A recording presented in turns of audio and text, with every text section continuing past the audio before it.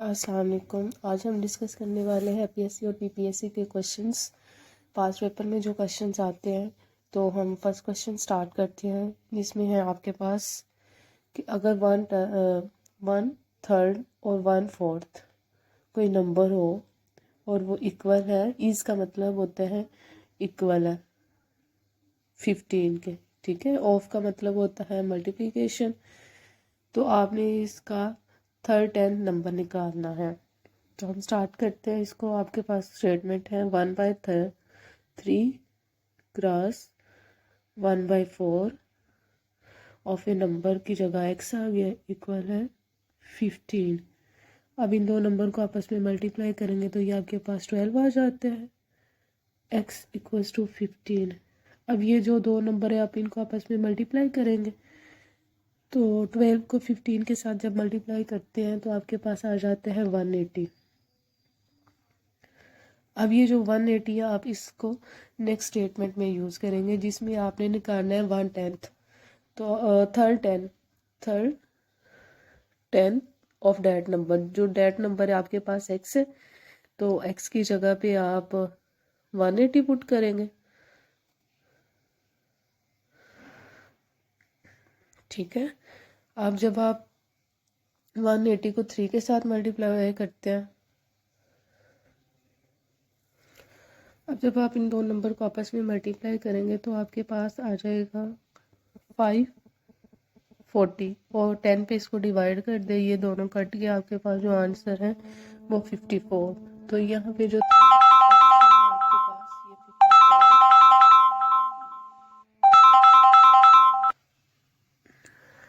अब ये सिफर कट गई और आपके पास जो आंसर आया वो 54 है। तो जो ये यहाँ पे जो ऑप्शन है 54 आपका करेक्ट आंसर होगा, ठीक है। अब हम नेक्स्ट क्वेश्चन पे चलते हैं।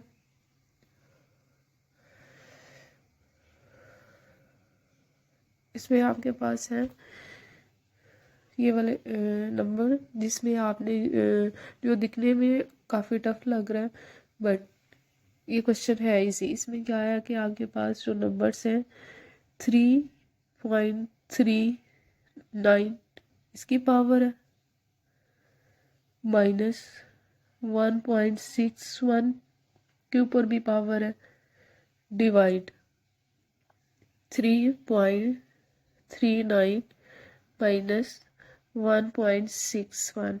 और जब भी दो नंबर्स के ऊपर पावर हो, लाइक आपने ये फार्मूला कहीं देखा होगा कि जिसमें ए स्केयर और बी स्केयर हो, तो आप क्या करते हैं, एक दफ़ा उसको माइनस में ओपन करते हैं और एक दफ़ा उसको प्लस में ओपन करते हैं, ठीक है। तो यही चीज़ आपने इस क्वेश्चन पे यूज़ करनी है।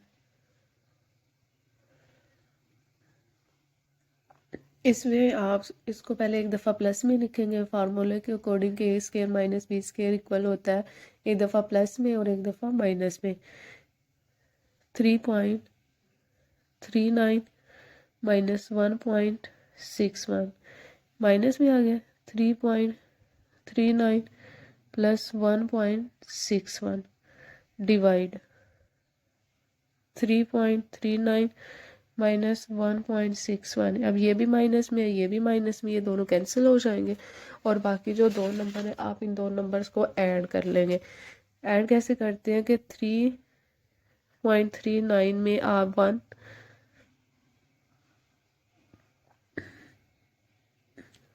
116.1 ऐड कर लेंगे, तो ये आपके पास चीज़ बनती है 9 में 1 ऐड करो, 10 की सिफर लगी, एक हाथ से चला गया, फिर 3 और 9 वो भी 10 की सिफर लगी, एक हाथ आगे चला गया, और ये आपके पास आ गया 5। तो जो आपके पास जो करेक्ट आंसर होगा यहाँ पे ये 5 होगा। आपने इस क्वेश्चन में सिर्फ a minus b square use करना है, और इसके अकॉर्डिंग आप इसको एक दफ़ा माइनस में और एक दफ़ा प्लस में लिखेंगे, और फिर माइनस वाले कट जाएंगे और प्लस वाले दो नंबर को ऐड कर देंगे आप लोग, तो आपके पास आंसर आ जाएगा 5। सो अब हम नेक्स्ट क्वेश्चन पे चलते हैं, जिसमें आपके पास है कि 0.2323 एंड 23 ये एक इरेशनल नंबर्स हैं, और रेशनल नंबर्स क्या होते हैं, जो मुसलसल रिपीट होते हैं। तो आप ऐसे नंबर को आप इन नंबर्स के ऊपर बार की फॉर्म में भी लिख सकते हैं। बार का भी मतलब होता है कि ये नंबर रिपीट हो रहे होते हैं। तो जो जितने नंबर रिपीट हो रहे होते हैं आप क्या करते हो कि उतनी दफ़ा उस नंबर के नीचे 9 लिख देते हैं। अब ये 23 ही है जो रिपीट हो रहा है, मतलब 2 नंबर है रिपीट हो रहे हैं, तो आप इसके नीचे 2 दफ़ा 9 लिख देंगे। तो आपके पास जो करेक्ट आंसर होगा इसका वो आपके पास डी होगा। ठीक है, अब हम नेक्स्ट क्वेश्चन पे चलते हैं। नेक्स्ट क्वेश्चन में है आपके पास 3/9। जब 3/9 आपने बताना है कि कौन सा नंबर जो इस ऑप्शन में से 3/9 से कौन सा नंबर ग्रेटर है। ठीक है, तो आपको क्या करोगे, इनके बारी बारी इनको सॉल्व करोगे और सॉल्व करने के बाद जो आपके पास आंसर निकलेगा उससे आपको पता चलेगा कि कौन सा नंबर बड़ा है और कौन सा नंबर छोटा है। जब 3/4 को आप सॉल्व करते हैं, मतलब ये कि 3 को आप अंदर रखते हैं, 4 पे डिवाइड करते हैं, इशारिया लगा देते हैं, तो यहाँ पे सिफर बढ़ जाती है। अब आपने 4 का टेबल पढ़ना है। जब आप 7 तक पढ़ते हैं तो आपके पास आ जाता है 28। ठीक है, इसमें से माइनस करें 30 में से 28 को माइनस करें 2 आ जाता है इशारिया फिर, और ये 5। तो जो आपके इसका जो एक डेसिमल नंबर आपको मिला है वो आपके पास है 0.75। और 1/2 को आपको पता है ये 0.5 होता है। और 6/5 को हम सॉल्व कर लेते हैं। 5 को अंदर रखते हैं, 6 पे सॉल्व करते हैं, 0 इशारिया लगाते हैं, 50 आ जाता है। और 6 का टेबल जब आप 8 तक पढ़ते हैं तो आपके पास आ जाता है 48। इसमें 10 में से 8 निकल गया तो 2 आ गया, और नीचे हमने पीछे सिफर ऐड कर दी। अब फिर आप 6 का टेबल पढ़ेंगे कि 20 से कोई छोटा नंबर आ जाए। जब आप 6 का टेबल 3 तक पढ़ते हैं तो आपके पास 18 आ जाते हैं, फिर 2। इसका मतलब कि ये जो सेकंड वाले का जो ऑप्शन है आपके पास ये 0.83 है। और ये जो थर्ड है, थर्ड में आप बताएंगे कि 9 के नीचे एक सिफर है, इसका मतलब ये होगा 0.9। और 3/4 की तो हम पहले ही निकाल चुके हैं 0.75। तो आपने ये बताना है कि जो 3/4 जो आपके पास है 0.75 उससे ग्रेटर नंबर कौन सा है।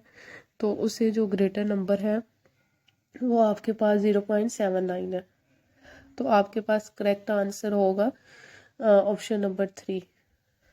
ठीक है, जो ऑप्शन नंबर 3 है ये आपके पास करेक्ट आंसर है। अब नेक्स्ट क्वेश्चन पे चलते हैं हम लोग।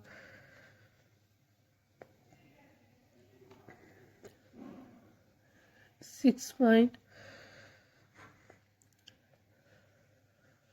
6.46 के ऊपर जो बार है, बार का मतलब ये है कि ये नंबर मुसलसल आगे जा रहा है, लाइक रिपीट हो रहा है। 6.464646 है। ठीक है, तो हमने देखा था कि अगर कोई नंबर और जिसके ऊपर बार हुई या मुसलसल रिपीट हो रहा हो उस नंबर के नीचे उतनी दफ़ा 9 लिख देते हैं। लेकिन यहाँ पे पहले इशारिया से पहले 0 होता था, बट यहाँ पे इशारिया के बाद नंबर है, तो हम इसमें क्या करेंगे 6 में ऐड कर देंगे। ये 2 नंबर इसके नीचे 2 दफ़ा 9 ऐड कर देंगे और इनको सॉल्व करेंगे। 99 को आप 6 के साथ मल्टीप्लाई करते हैं तो आपके पास आते हैं 594 प्लस 46 और इसका एलसीएम 99। और जब आप 2 नंबर को ऐड कर लेंगे तो आपके पास आ जाएगा 640 डिवाइड 99। तो जो आपके पास करेक्ट आंसर होगा ऑप्शन नंबर आपके पास D is the correct answer है। ठीक है, ऑप्शन नंबर डी आपके पास करेक्ट आंसर है, जिसमें हमने इस चीज़ को बताया कि जिस नंबर के ऊपर बार हो उसके नीचे आप 9 लगा देते हैं। 2 दफ़ा 9 लगा दिया और उसके बाद हम 99 को 6 के साथ मल्टीप्लाई करके नंबर को ऐड कर लिया है। हम नेक्स्ट क्वेश्चन पे चलते हैं।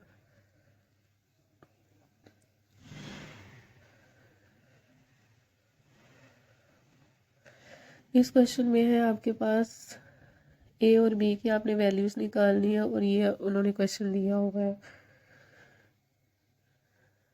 3a plus 5b divide 3a minus 5b equal है 5। इसको आपने सॉल्व करना है और यहाँ से ए और बी की वैल्यूज़ निकालनी है। अब दो नंबर को मल्टीप्लाई कर दें 3a प्लस 5b, इन दो नंबर को आपस में मल्टीप्लाई करेंगे तो ये 15a माइनस 25b आ जाएगा। अब सारे नंबर को एक साइड पे ले आए और माइनस कर लें, ये इधर आ जाएगा तो 15a ये प्लस हो जाएगा 20b, ये b 15 में से 3 को माइनस करो तो आपके पास -12 में और 20 में 5 को ऐड करें तो ये आपके पास 25 में 5 को ऐड करें तो ये 13b हो जाएगा इक्वल्स टू 0।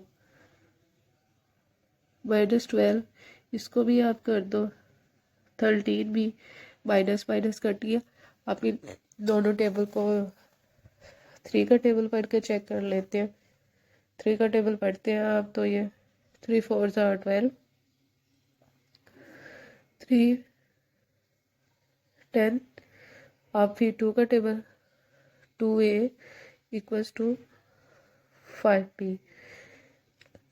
तो अब इसमें क्या होगा कि जो a की वैल्यूज़ हैं ए, आप इसमें ऐसे कर सकते हैं a डिवाइड b इक्वल है 5a ओवर b, के जो a का आंसर है वो आपके पास 5 है और b का आपके पास 2। इसका मतलब कि जो a रेशो b है वो 5/2 है। तो आप इसमें से करेक्ट आंसर देख सकते हैं।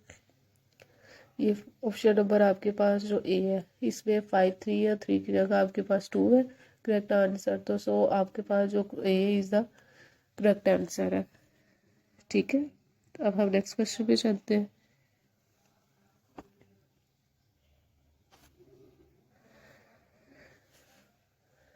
इस क्वेश्चन में है आपके पास a 2x प्लस 2 इक्वल है 1 के और पॉजिटिव रियल नंबर आपने बताना है जो अदर देन 1 हो और x की values where is a positive real number other than 1 और आपने क्या करना है x की वैल्यूज़ जो है ना निकालनी है।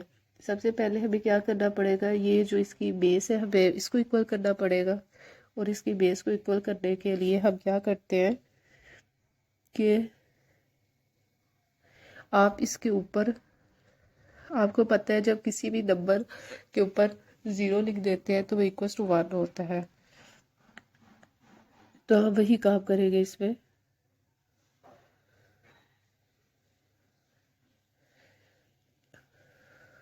ठीक है, हम जब आप किसी नंबर के ऊपर 0 लिख देते हैं तो वो इक्वल टू 1 ही होता है। इस वजह से मैंने 1 की जगह पे बेस सेव करने के लिए a के ऊपर 0 लिख दिया। ये दोनों आप कट जाएंगे, यहाँ पे आ जाएगा 2x प्लस 2 इक्वल टू 0। 2 0 को दूसरी साइड में चला गया, ये कट गया और x इक्वल्स टू -1 आपके पास करेक्ट आंसर आ गया। यहाँ से करेक्ट आंसर आपके पास b है, b इक्वल है -1 के। अब हम नेक्स्ट क्वेश्चन में चलते हैं। नेक्स्ट क्वेश्चन में आपके पास आपने a और b की वैल्यूज़ निकालनी है। ए बी की वैल्यूज़ दी हुई है, बी सी की बी वैल्यूज़ दी हुई है, फिर सी डी की दी हुई है और वहाँ से ए और डी की आपने वैल्यूज़ निकालनी है। तो सबसे पहले हम इसको लिख लेते हैं 2 3 4 5 5 9। जब ए की वैल्यूज़ आप निकालते हैं तो ये वाला जो फर्स्ट वाली लाइन होती है ए की होती है और ये वाली जो लाइन होती है ये आपके पास डी की होती है। ठीक है, अब ए की निकालने के लिए आप इन तमाम नंबर को आपस में मल्टीप्लाई कर लें। इन तमाम नंबर को आप मल्टीप्लाई करते हैं तो 2 8 और ये 40 आ गया और 5 9 45 45 3। इसको आप मल्टीप्लाई करके चेक कर सकते हैं तो वो आपके पास आते हैं 135।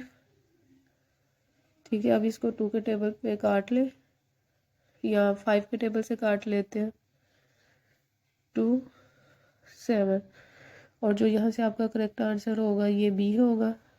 और अगर एग्जामिनर आपको ये कहे कि आप बी की वैल्यूज़ निकाल लें तो आप ऐसे बी की वैल्यूज़ भी निकाल सकते हैं। ठीक है, और अगर सी की वैल्यू ये बी की वैल्यूज़ के लिए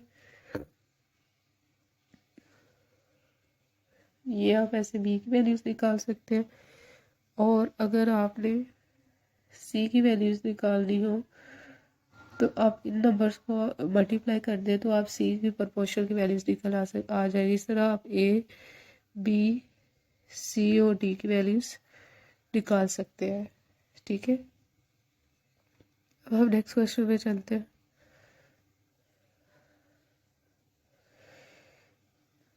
इसमें आपके पास है 64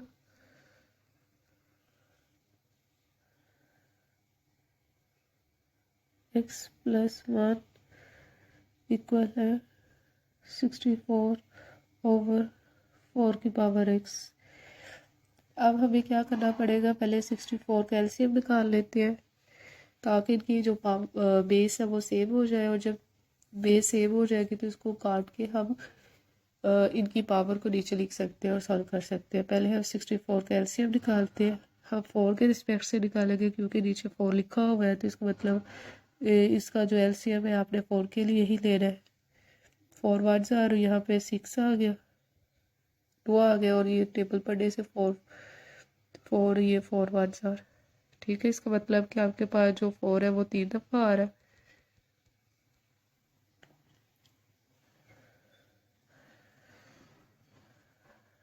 फोर आपके पास 3 हमने उसको पावर में लिख दिए।